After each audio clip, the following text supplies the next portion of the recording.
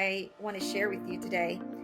Out of the 1,000 ideas in my head, I decided it must be something that I recently encountered because I thought if it's happening in my family, it's very likely it's also happening to you or to anybody in your family. So I want to talk about today sleep. When you wake up in the morning, can you tell if you have slept well through the night? So in this video, I promise you I will give you my self-help guide questions when you're having sleep issues so you can narrow down the potential causes. I will also be giving you the lifestyle prescription for one of the most common causes of insomnia, and that's mental stress. You have to know the cause of your insomnia or inability to sleep. Otherwise, insomnia is going to forbid you having a restful night. So here are the 4 questions I ask anybody with a sleep problem. These questions will lead you to understand which part of the sleep you're having issues with. Because sometimes it can be a combination. And there are multiple possible reasons for each part of the sleep. The thing about insomnia is that we fall into the wrong concept that sleep problem can be easily treated with medication or with disregard.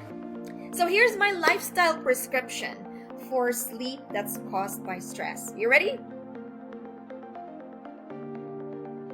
Hi everybody, it's Dr. Edelita here for another episode of my Sunday Drive. I hope everybody's doing great this day. You know what? I've seriously thought about the topic I want to share with you today. Out of the 1,000 ideas in my head, I decided it must be something that I recently encountered or relevant to my household. Because I thought if it's happening in my family, it's very likely it's also happening to you or to anybody in your family. So I want to talk about today sleep. That's right. Sleep. Having a restorative sleep is one of the pillars of lifestyle medicine that I routinely also assess, make sure my patients are getting this, because we cannot underestimate the effect of inadequate sleep as far as its impact to our body, health of our mind and our body. So we're going to talk about sleep, but don't worry, I'm not going to blur you or I'm not going to bore you about the boring stuff about sleep. Today, I'll be sharing here in this video how I help my 14-year-old son deal with his sleep problem. I have a question. The question is, when you wake up in the morning, can you tell if you have slept well through the night? Like right when you wake up in the morning, can you actually tell? Can you feel that you haven't had a good night's sleep? If you do, how do you evaluate your sleeping problem? So in this video, I promise you, I will give you my self-help guide questions when you're having sleep issues so you can narrow down the potential causes. I will also be giving you the lifestyle prescription for one of the most common causes of insomnia, and that's mental stress. You have to know the cause of your insomnia or inability to sleep. Otherwise, insomnia is going to forbid you from having a restful night. Now, just like my son, Aaron has a twin brother, Ashton. One morning, Monday to Friday, our kitchen is always busy in the morning. We're, preparing breakfast and their lunches for school. But one morning, Ashton complained to me that he didn't get a good night's sleep because he could hear Aaron in the other room whining and fuzzing and grumbling, and he couldn't comprehend whatever his sound was. And so But he said he could tell Aaron from the sound was still awake at 1 a.m., at 3 a.m., and he sounds like he's mad. So I went to talk to Aaron. That same morning, I approached my son, Aaron, and I asked him if it's true. And my poor child, he confirmed that it's true. He told me he lay down at 8:30 in the morning.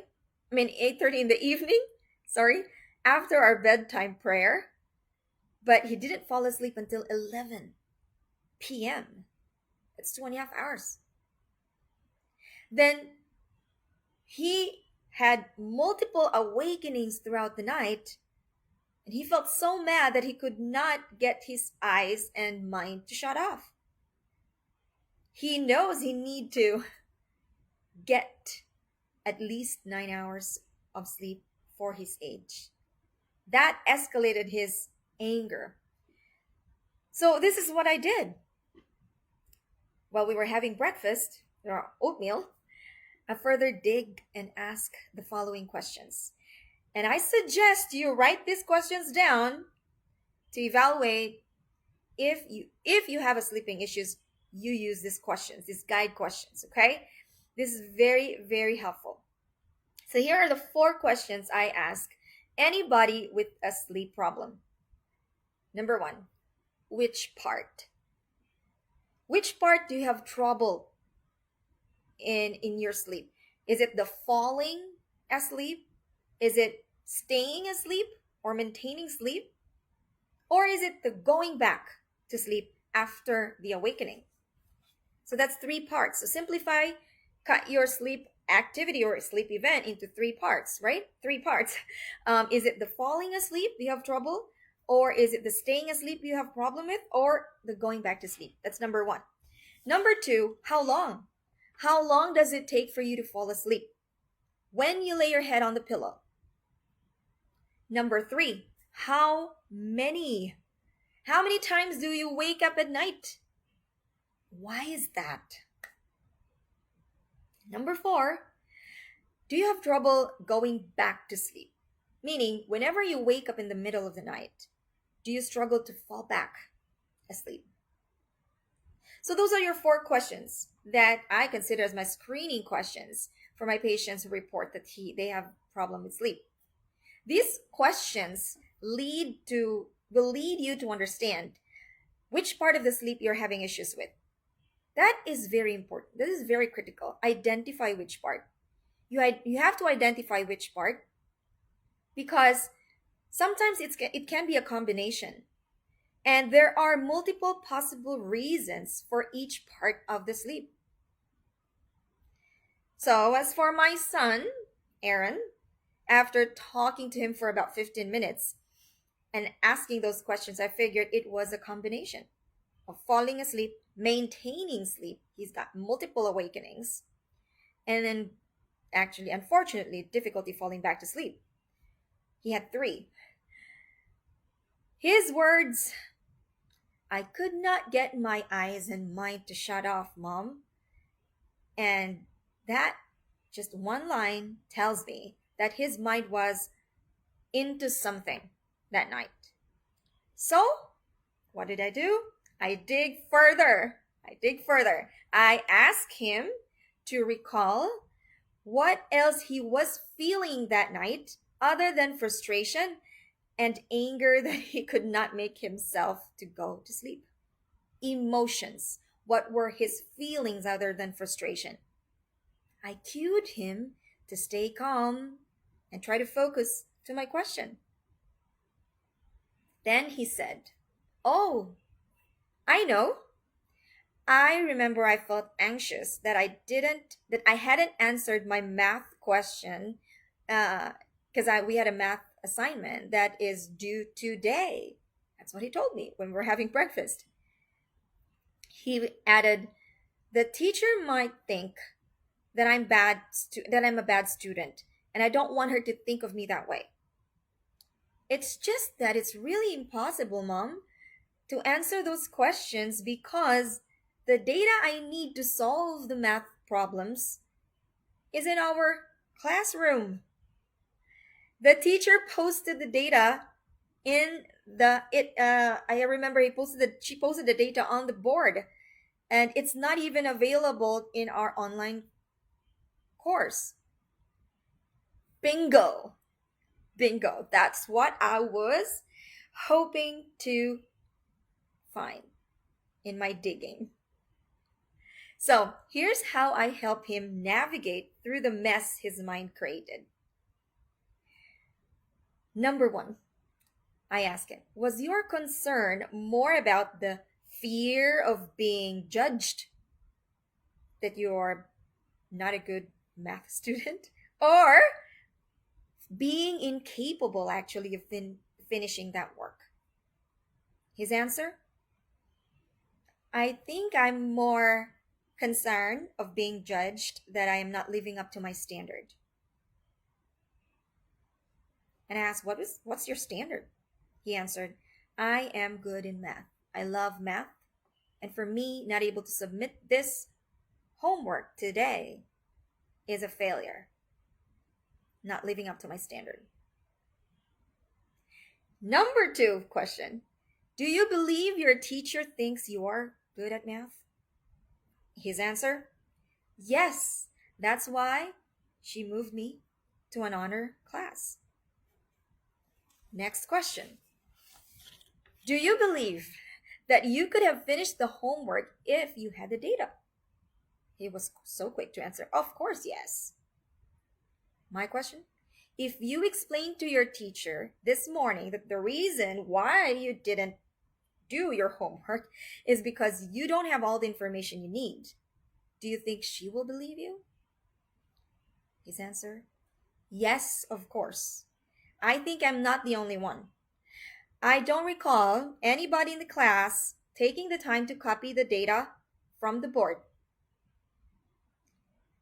My question, if your fear of judgment is valid, is there a reason to believe that all your classmates should feel the way you do, and now all of you did not get a good night's sleep last night? Do you think that's what the teacher would like all of you to go through last night? He said no. I asked why. He answered, because in our health class we are taught how important sleep is. I further asked him, so what are you going to do today? He said, well, I think I'm going to take a picture of that data on the board using my phone, work on the math problem whenever I have a chance to or make a time today. If I could not finish it on time, I will explain to the teacher why. And I think she's going to believe me. And I said, do you really think so? She's going to believe you? He said, yes. Then I asked, did last night's worrying solve your problem, young man? He answered, no. Did the rumbling and fuzzing and grumbling last night help you make up this plan, this excellent plan you have today? He said, no. So, it was just a wasted time then? He said, yes. Plus, I don't like the feeling of not having enough sleep the next day. I feel like I'm floating. And my final question is, what are you going to do next time? He said, well, I think I just need to be mindful.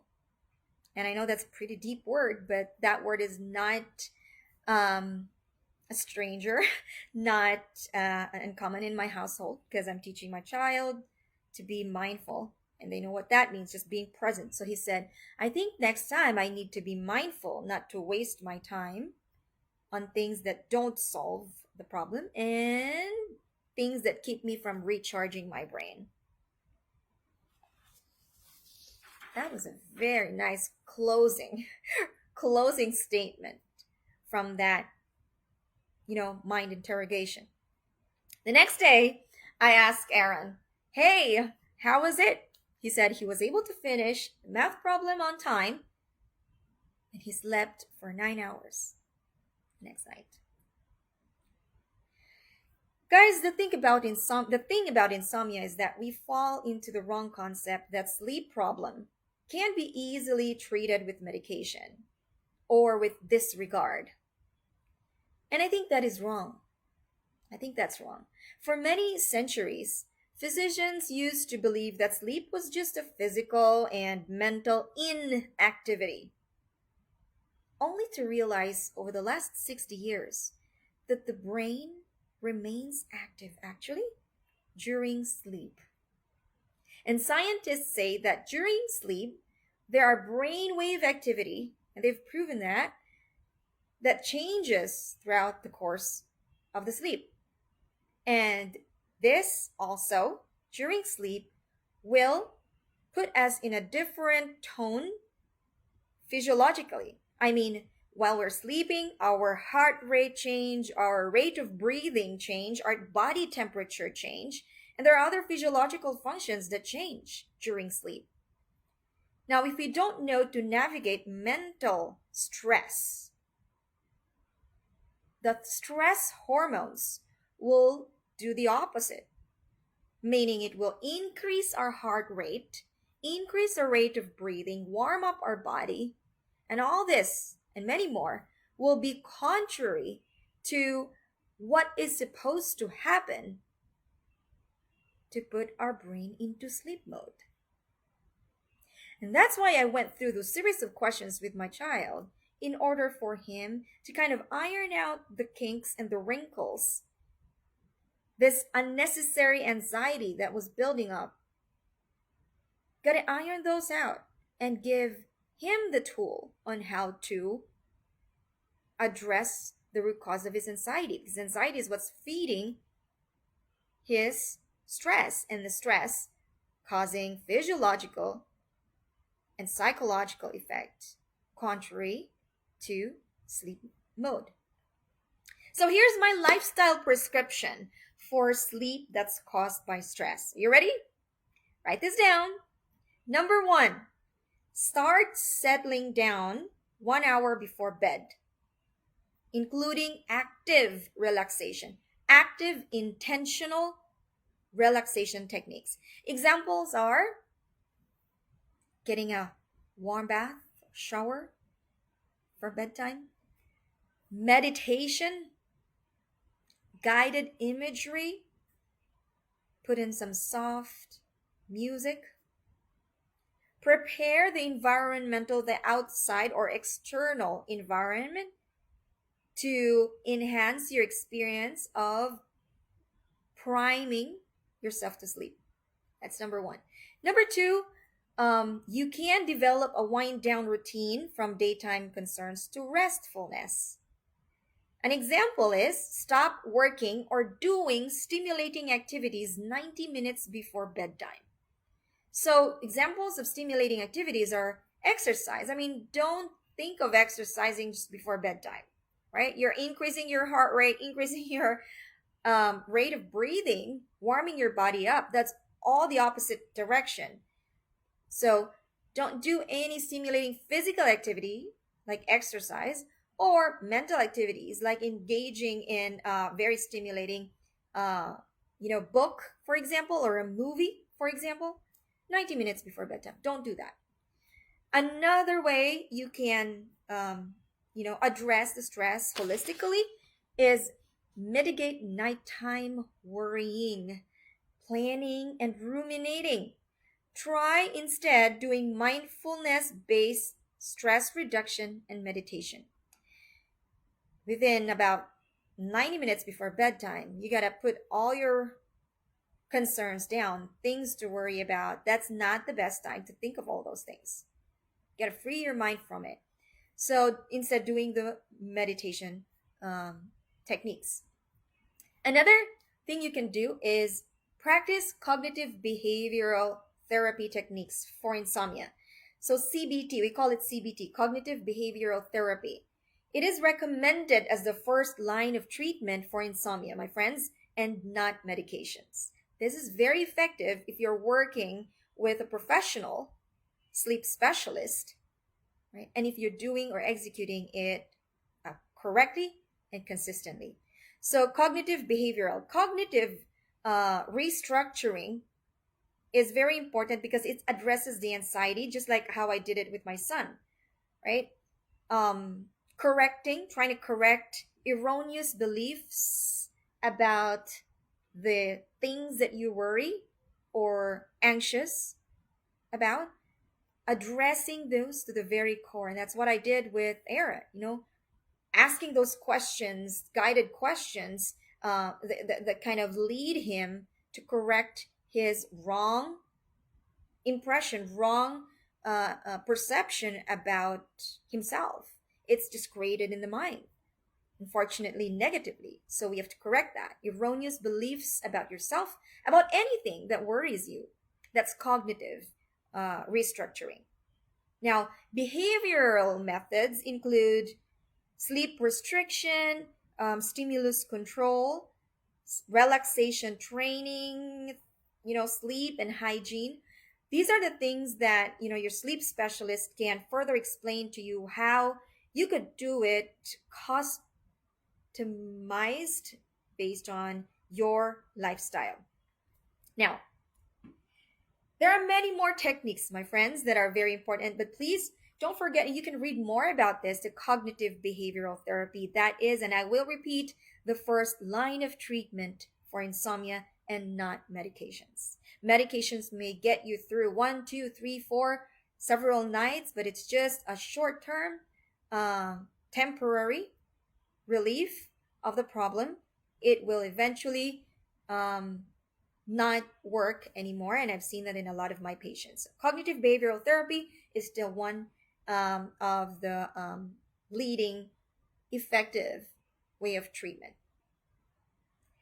I hope that you learn a lot from this video. Please know that this video, just like my other videos, are not intended to substitute for professional medical advice. Even though I'm a medical professional, it's not meant to substitute your diagnosis or treatment, since I don't know you.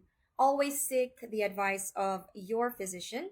But I hope that these tips are as helpful to you as they are to me, to my family, to my son, and to my patients. Thank you all for joining me today. I hope you'll make it a Sunday routine to join me live here in the Lifestyle Changer MD. That's every Sunday at 11 a.m. Eastern Time. And to my kababayans in the Philippines, it's Sunday, 11 p.m. I'll see you next week. Bye for now.